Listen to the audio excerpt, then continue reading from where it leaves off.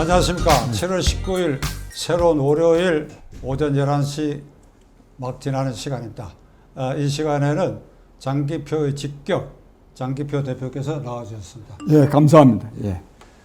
우선 첫 화두로서 도쿄올림픽이 이번 주말에 개최되기 때문에 아침 뉴스를 보면 문재인 대통령이 7월 23일 이게 스가 일본 총리와 정상회담이 예정되어 있다고 보도가 되었습니다.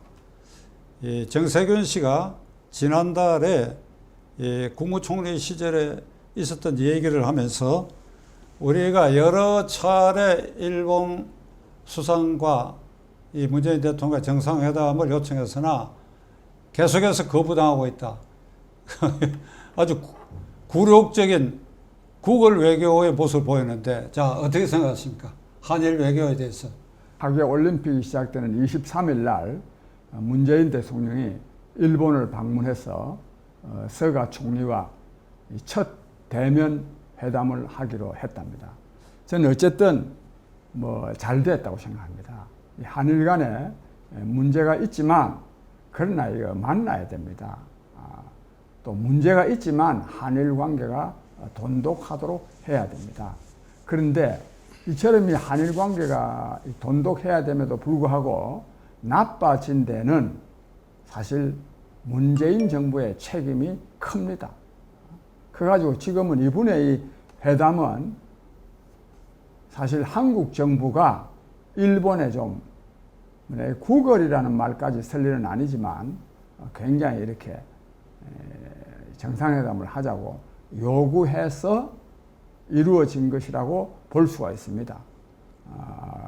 방금 우리 박 대표님께서 정세균 씨가 총리로 있을 때 몇 차례나 이 한일 정상회담을 요청했지만 거부당했다고 했는데 아마 그거는 분명한 사실일 것입니다. 그리고 또 마침 이분의 이 주한 일본 대사관의 총괄공사라고 하는 이 소모 히로히사라는 총괄공사가 아주 문재인 대통령을 굉장히 모욕하는 발언을 했는데 그 모욕한 발언을 제가 여기서 말하려고 하지 않습니다. 이 사람은 어떤 말을 했느냐 하면 일본 정부는 한국과의 관계를 좀 정상화하는데 별로 신경 쓰지 않는다. 한국 정부가 계속 말하자면 조급해 한다. 이 말을 한 겁니다. 국민 여러분, 일본 정부가 좀 그런 생각이 안 들겠습니까? 왜? 이 문재인 정부가 들어서 가지고요, 두 가지 스스로도 감당하지 못할 일을 했습니다. 하나는 박근혜 정부 때 연도는 그게 아마 2016년도쯤이 아닐까 싶은데 16년이 아니군요. 15년인 것 같습니다. 15년 12월 28일 날 한국 정부와 일본 정부가 이 종군 위안부 문제에 대해서 좀 미진한 데가 있지만 하여튼 합의를 했습니다. 그런데 그걸 문재인 대통령이요, 그 합의를 완전히 그냥 무시해 버렸습니다. 저도 또 문제는 이제 돈 10억 엔, 우리나라 돈으로 100억 원인데 차라리 돈을 받지 말지. 또 그거 받은 것도 그렇고. 그러나 그게 의미가 있습니다. 왜? 개인이 내는 게 아니라 일본 정부가 내는 돈이기 때문에 이 종군 위안부 문제에 대한 책임이 일본에 있다고 하는 것을 처음으로 인정한 것이기 때문에 박근혜 정부 때 한일 간의 합의는 의미가 있습니다. 근데 이걸 번복해 버렸거든요. 그래가지고 여기서부터 틀어진 겁니다. 그 다음에 또 이 징용공 문제에 대한 이 대법원 판결을 통해서 또 문제가 있었는데 이런 거 전부 다요, 이 문재인 대통령의 말에 의한다 하더라도 이거는 잘못된 겁니다. 그래가지고 지금부터 한 4, 5개월 전입니까? 뭐라고 말했나 하면 2015년도에 있었던 그 합의는 국가 간의 합의임을 인정한다.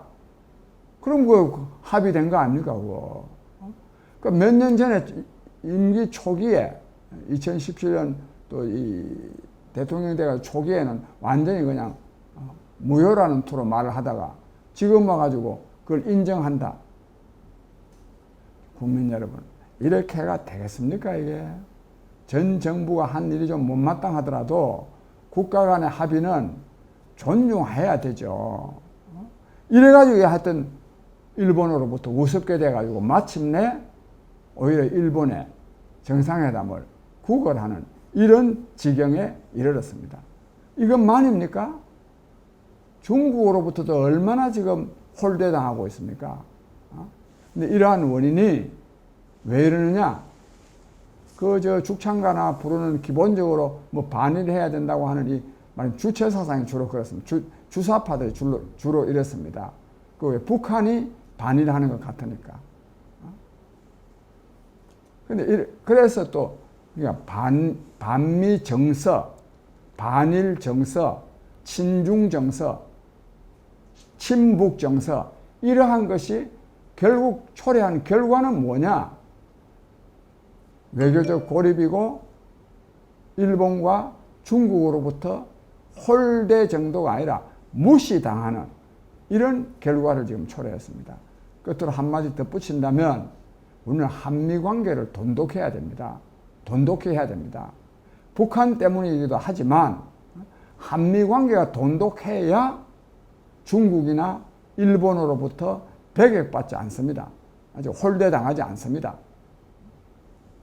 그런 점을 강조하면서 어쨌든 그러나 이번에 이 문재인 대통령의 저는 방일은 잘 된 것이고 또 뭐 거기서 그 행사 축하하러 올림픽 행사 축하하러 갔는데 그 자리에서 무슨 구체적인 합의가 나오지는 설사 못한다 하더라도 그 두 정상 간 또 두 나라 간의 관계가 회복되는 그런 이 분위기를 조성함으로써 한일 관계가 돈독히 되도록 해야 되겠다. 제가 그렇게 생각합니다. 문재인 정권으로서는 이제 김대중, 노무현 정권을 계승한 3기 민주 진보 정권이라고 자부해 왔는데 그렇다면 98년 10월에 김대중 대통령이 도쿄에서 일본의 오부치 수상과 한일 관계의 미래지향적인 선언, 공동선언을 발표했습니다.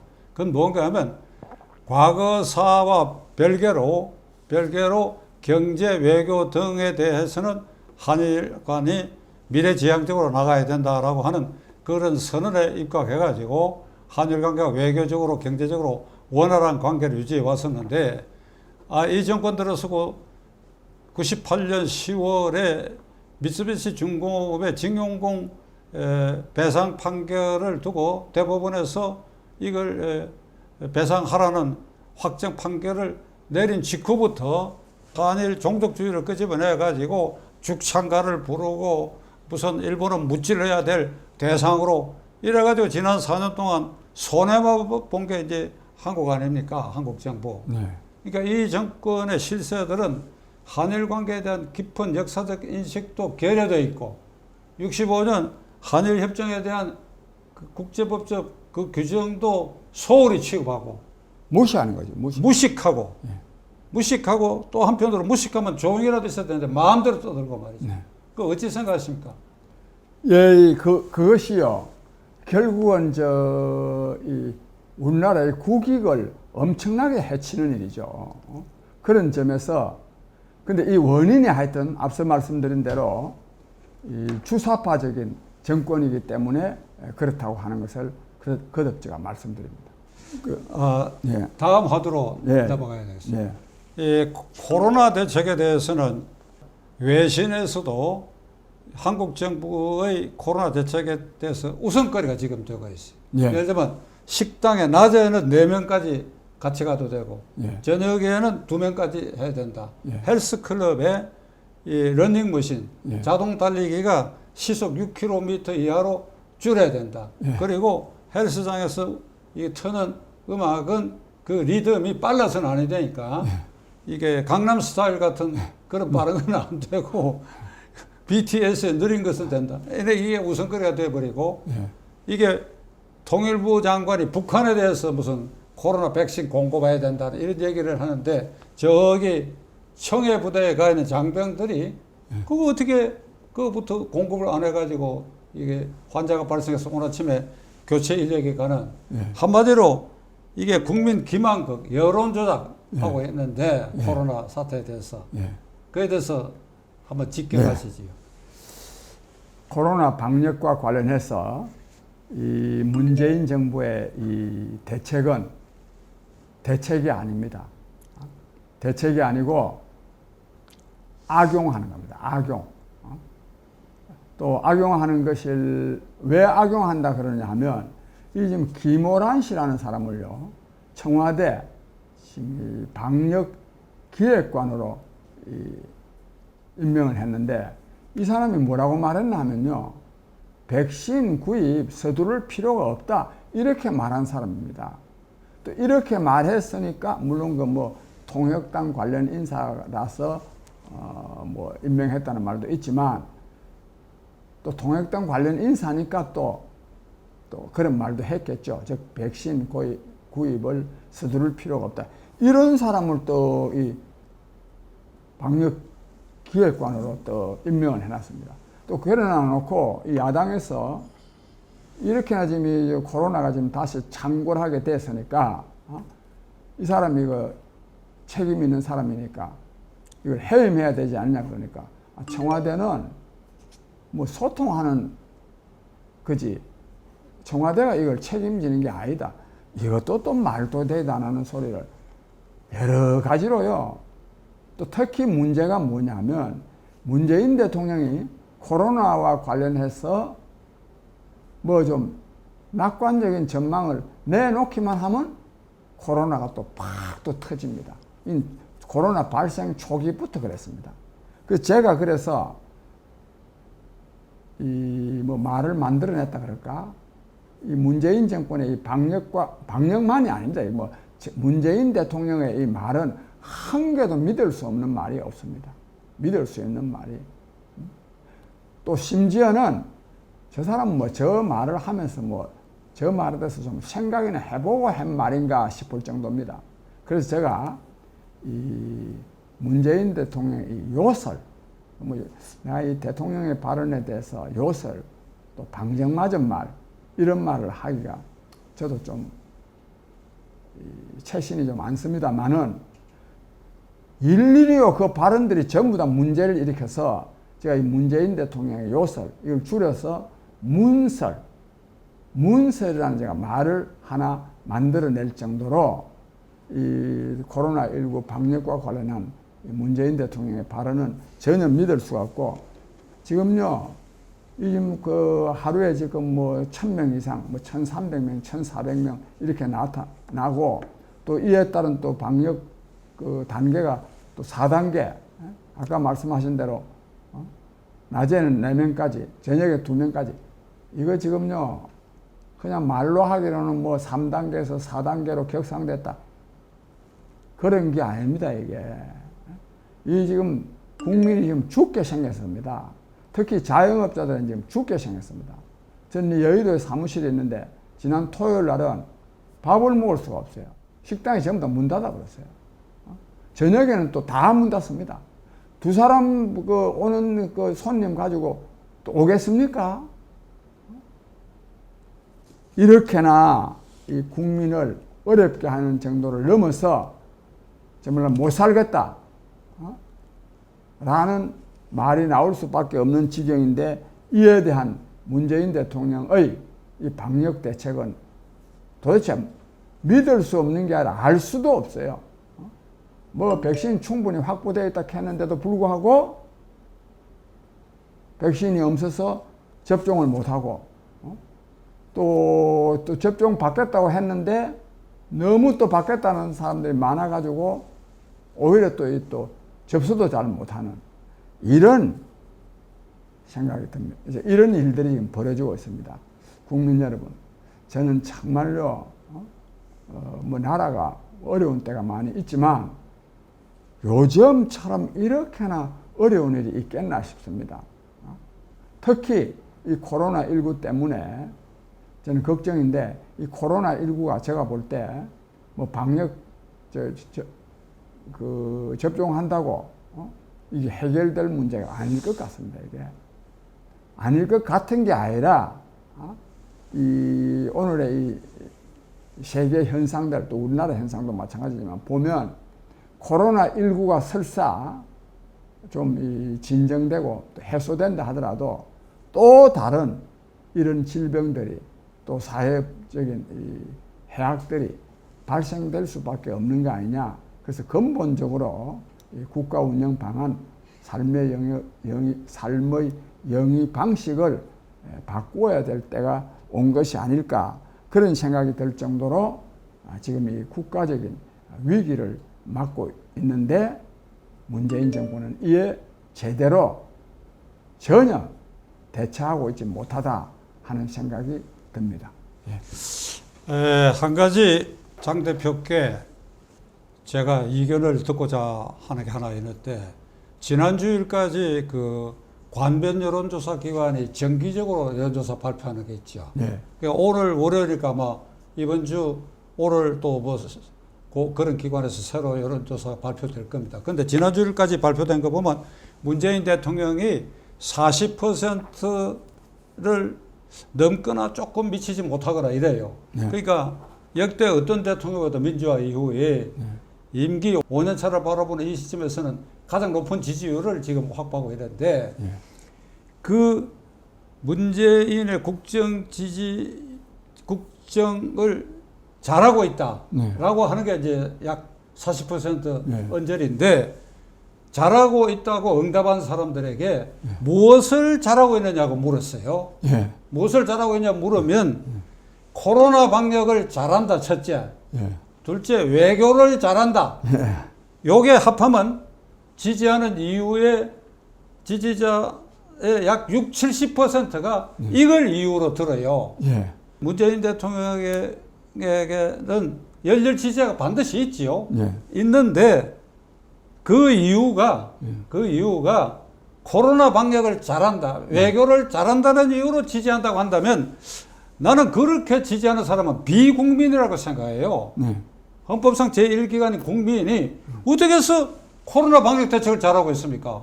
어찌하여 한미관계, 한일관계 파탄나고 있는데 어떻게 해서 그것을 외교관계를 잘한다고 할 수 있겠냐 이 말입니다. 그러니까 이런 걸 제1야당이 뚫고 들어가고 그 관변 여론조사 기관에 가서도 어떻게 이런 게 나오느냐고 따지고 이래야 되지 않겠나 싶은데 제가 좀 흥분했습니다만은 어찌 생각하세요? 이 문재인 대통령의 지지율이 지금 뭐 38% 내지 40% 이거는 역대 이 대통령들 임기 4년 차를 넘겼을 때의 지지율 중에 뭐 굉장히 높은 지지율이라고 한답니다. 근데 이와 관해서 방금 말씀하신 대로 뭐 방역을 잘해서 뭐 또 외교를 잘해서 이거는요 어쩌면 여론조사 기관에서도 너무 욕 좀 안 얻어먹을 거는 찾은 게 아닌가 싶어요. 이거 빼고는요 경제거든요.